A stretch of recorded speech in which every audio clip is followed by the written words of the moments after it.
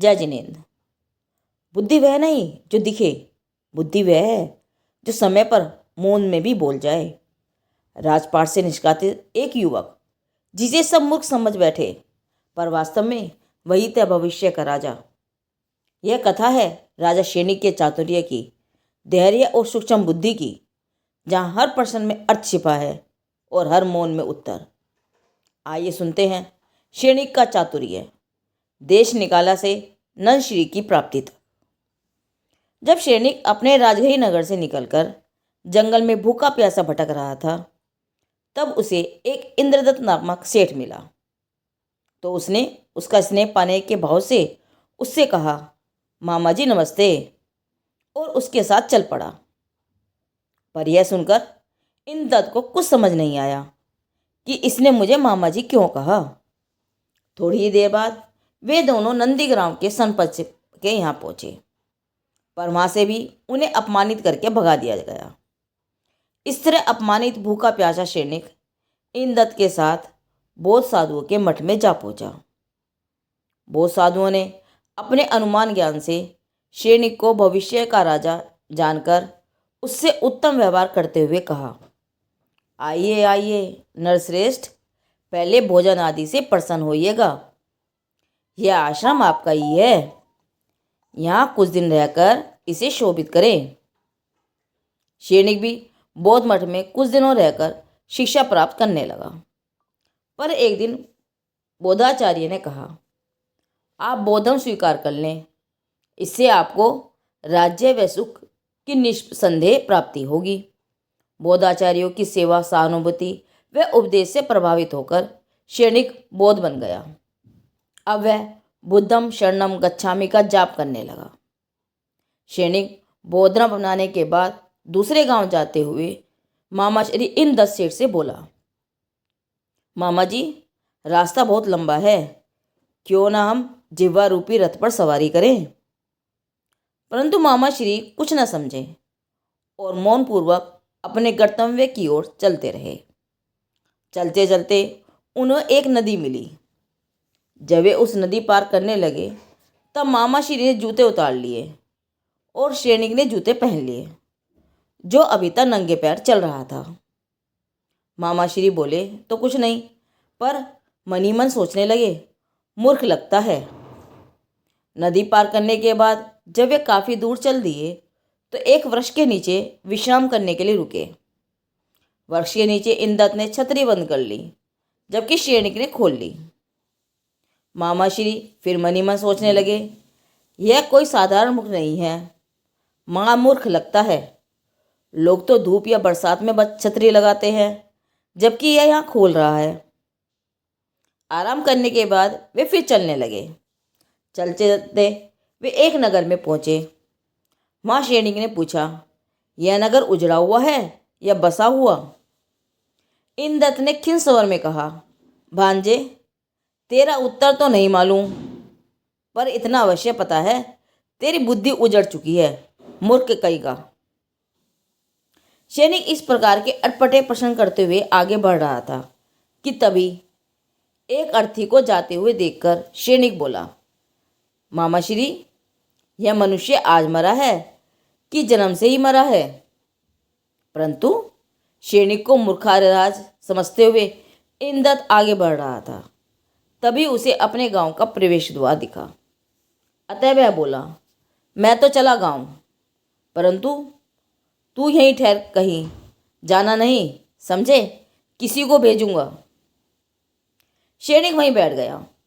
घर पहुंचकर सेठ ने रास्ते का सारा समाचार अपनी बेटी नंदश्री को कह सुनाया और कहा, मुझे तो सैनिक बहुत मूर्ख लगा बेटी।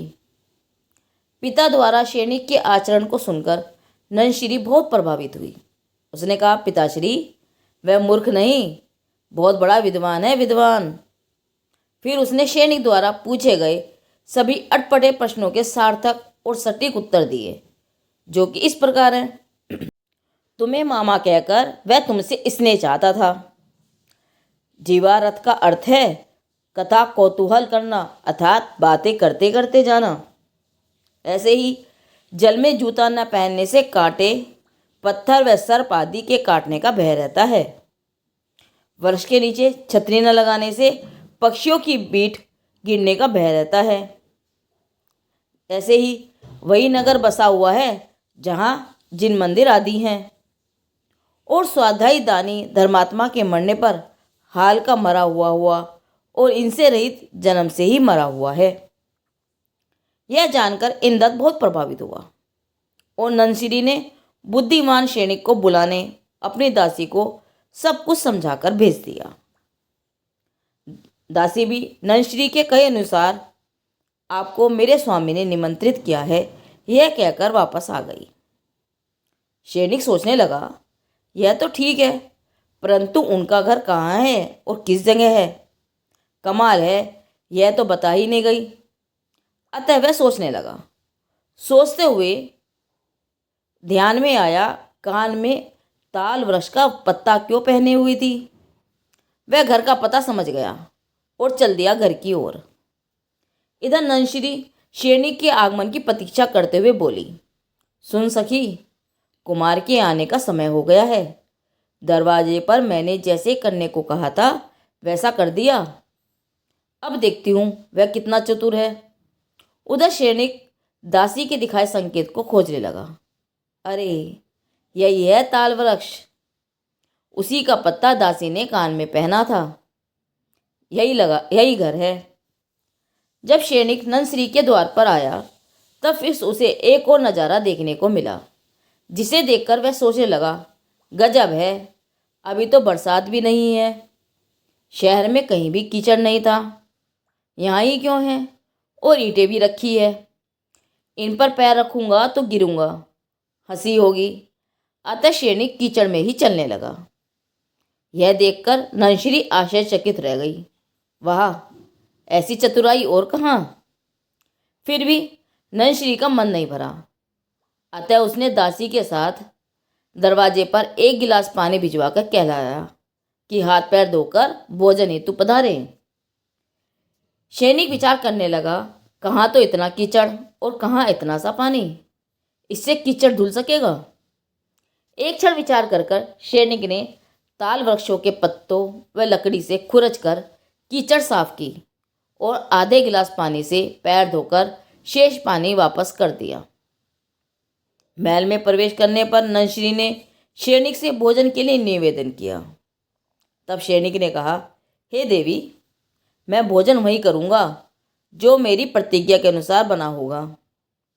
नंदश्री के द्वारा आग्रहपूर्वक पूछने पर बोला, इन 32 चावलों से ही जो दूध दही युक्त सरस भोजन बना सको तो ठीक है, ऐसा ही होगा। कहकर नंदश्री ने 32 चावलों की गोलियां बनाकर और दासी को समझाकर बाजार भेज दिया। दासी ने बाजार जाकर सेठों से कहा कि ये मंत्रित गोलियां हैं, जिसके पास रहेगी वह सदा सफल रहेगा। सेठों ने उन गोलियों को अशर्फिया देकर ले लिया, जिनसे दासी दूध दही आदि सभी सामग्री खरीद कर ले आई और उससे नंदश्री ने बहुत ही स्वादिष्ट भोजन बनाकर सैनिक को भोजन कराया। भोजन उपरांत सैनिक ने कहा, वाह वाह, भोजन तो बहुत ही स्वादिष्ट था। फिर कुछ दिनों सैनिक नंदश्री के घर ही में रहे और रहते हुए उनमें परस्पर प्रेम हो गया। उनके प्रेम को देखकर सेठ इंद्रदत्त ने शुभ मुहूर्त में उनका विवाह कर दिया। उसी नगर में रहते हुए नंदश्री ने एक पुत्र रतन को जन्म दिया, जो बिल्कुल उन दोनों की ही तरह बुद्धिमान और रूपवान था। उसका नाम रखा गया अभय कुमार। सैनिक नंदश्री और अपने पुत्र अभय कुमार के साथ सेठ इंद्रदत्त के ही घर में समय व्यतीत कर रहे थे कि तभी उन्हें एक गुप्तचर द्वारा समाचार मिला कि पिताश्री परलोक सिधार गए और चिलात पुत्र राजा बन गया है तथा राजगरी में अराजकता फैल गई है। अतः आपको शीघ्र राजगरी चलना चाहिए। समाचार सुनते ही सैनिक ने नंदश्री से कहा, प्रिय, मेरा जाना जरूरी है, अतः जब तक मैं ना बुलाऊं तब तक तुम अपने पिता के घर पर ही रहना। दुनिया मूर्ख और विद्वान का निर्णय भारी व्यवहार से करती है, पर धर्म कहता है जो विवेक में स्थिर है वही वास्तव में बुद्धिमान है। सैनिक की कथा में सिखाती है कि बुद्धि शोर नहीं करती, संकेतों में बोलती है। जो व्यक्ति परिस्थिति को समझकर धैर्य और धर्म के साथ चलता है वही जीवन का सच्चा विजेता है। आगे क्या होता है? सैनिक को राज्य मिलता है या नहीं? चिलातपुत्र सैनिक के आने पर क्या करता है? यह सब जानने के लिए आगामी कथा जरूर सुने। जिनवाणी पर विश्वास बनाए रखें, विवेक को जीवन का सार बनाएं। सैनिक के चातुर्य का यह वर्णन जैन धर्म की कहानियां भाग 24 से लिया गया है। जिनदेव की वाणी आगम वाणी।